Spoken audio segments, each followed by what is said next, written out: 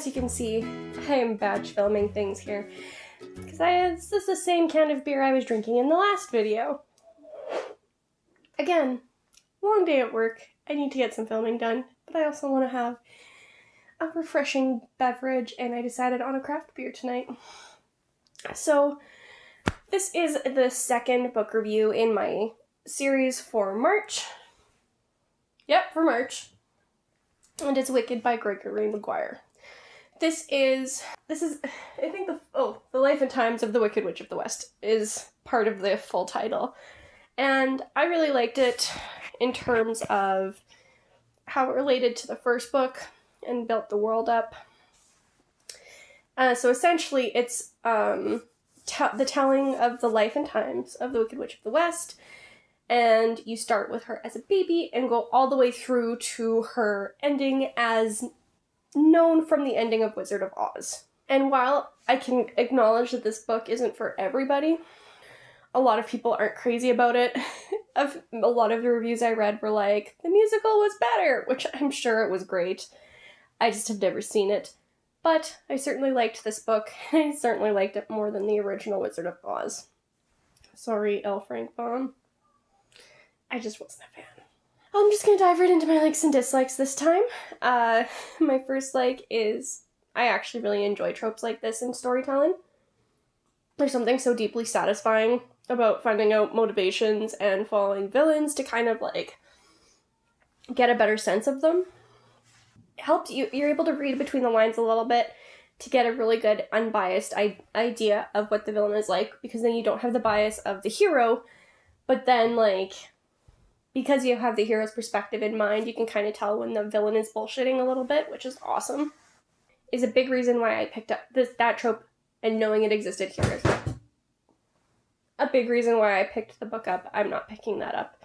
My second like is I liked the expansion of the world and kind of more of an explanation of the areas of Oz, their histories, what their people are like, what their cultures are like, and that within that you also got a really good idea of the politics of the situation and just like what the population kind of was like and thought of the politics.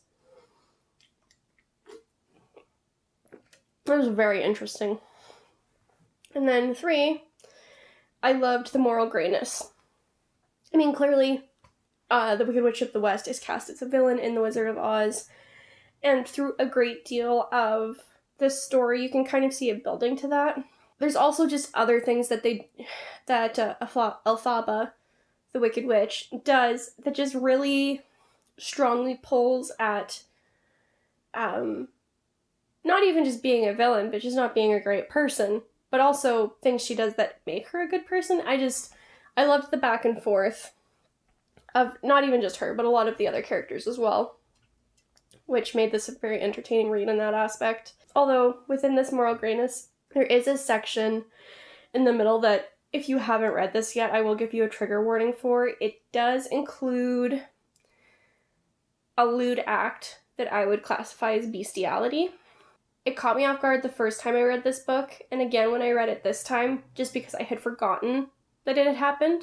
And if you're not really comfortable with stuff like that, bestiality specifically here, I would kind of keep an eye out for it when they go to the Philosopher's Club, and just like skim or skip that section, because it is strangely graphic for given how it's written. And while it made me uncomfortable, it's not anything I couldn't power through.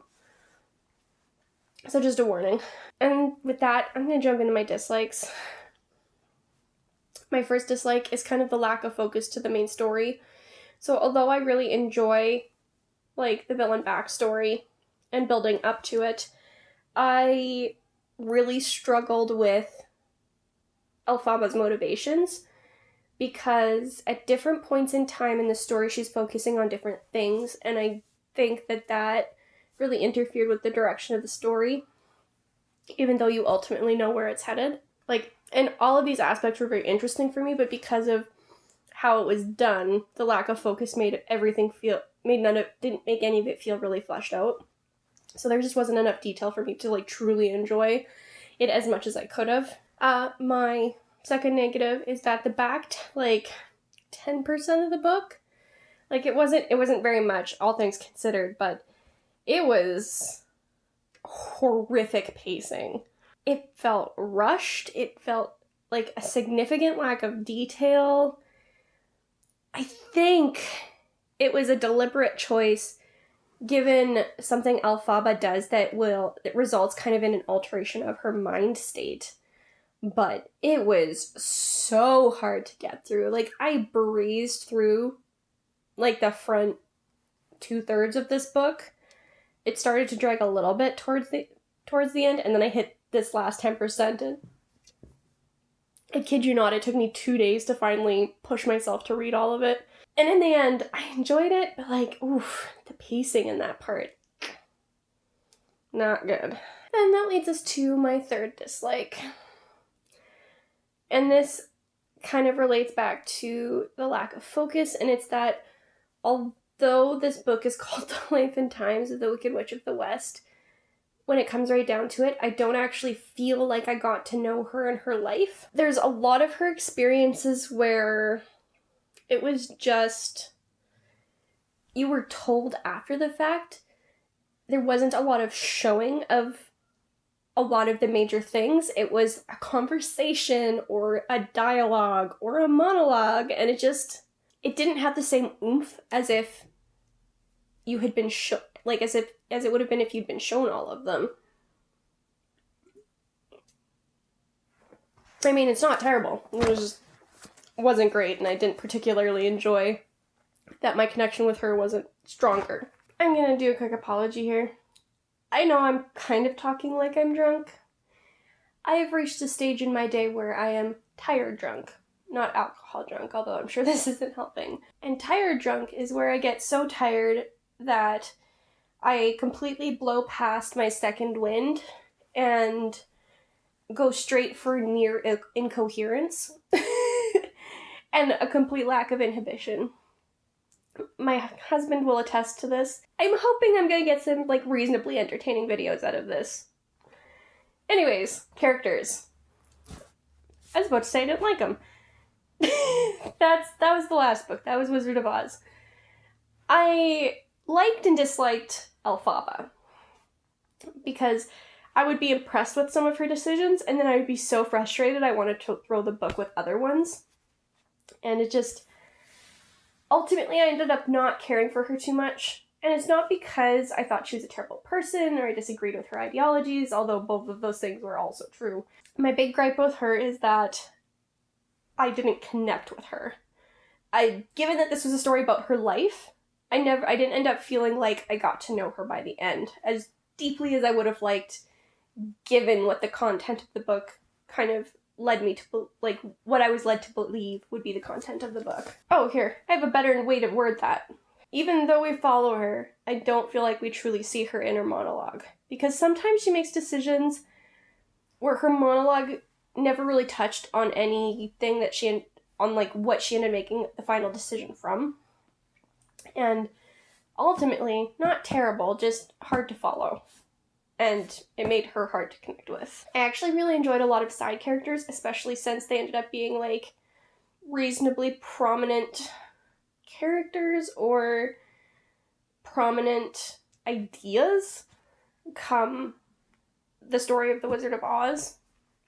So I really enjoyed that. I also really enjoyed that the characters had a lot more depth. Here in Wicked than they did with Dorothy's gang than the Wizard of Oz. This includes Dorothy's gang. They all had a slightly more interesting history and a little bit more lore tied to them.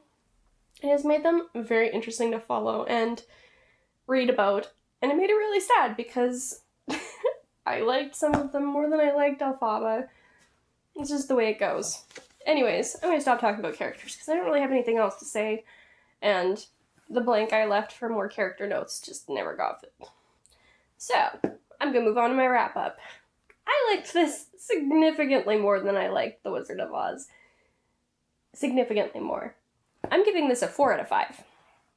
Because there was a ton of interesting nuance that are a ton of interesting environmental, political, and civilian things in the original book that were kind of just glossed over that you got a much better picture of here. And I really enjoyed learning about the politics, the people, and more about the world as a whole. And I enjoyed Elphaba and her point of view for a large part of the story. However, I didn't feel like I got to know her. I didn't really get to understand what her connection to the world was, because he tries to have her to connect to some characters, almost as if to ground her, make her seem more human. But she's so abrasive that I never really got a good grasp on why that was supposed to be grounding for her and make her seem more human, instead of just like this monster witch that they have to execute. And so ultimately by the end I wasn't super crazy about her, even though I did enjoy her through the bulk of the story, especially as a child and in school. I guess on a technical aspect, the pacing here was, for the bulk of the book it was okay, but by the end it got so bad and so rushed, I ended up really not enjoying it. And I mean, I'm okay with that. It's not great, but it is what it is. And because the pacing fell apart, I ended up while I ended up enjoying this book, I ended up not loving it entirely, which is, that's the 4 instead of a 5 out of 5. So the writing was overall pretty good outside of that pacing issue I had. And I guess a general lack of focus to the story, even though all of the aspects to the story were really interesting, so it did keep me engaged, even if it didn't flow amazingly. So overall, as I mentioned at the beginning, this isn't going to be for everybody. I would recommend it to people who are interested in learning more about the Wicked Witch of the West, and who enjoy a villain story, but ultimately aren't going to be frustrated when it feels like there's a lack of focus to her motivation and the story, and when the pacing falls apart at the end. So I'm torn as to whether, I can't broadly recommend it, just specifically for those reasons. And I'm just going to leave it there. I will see you guys in the next video. It might be another beer video. We'll see how I'm feeling once I get up and stop recording. Peace.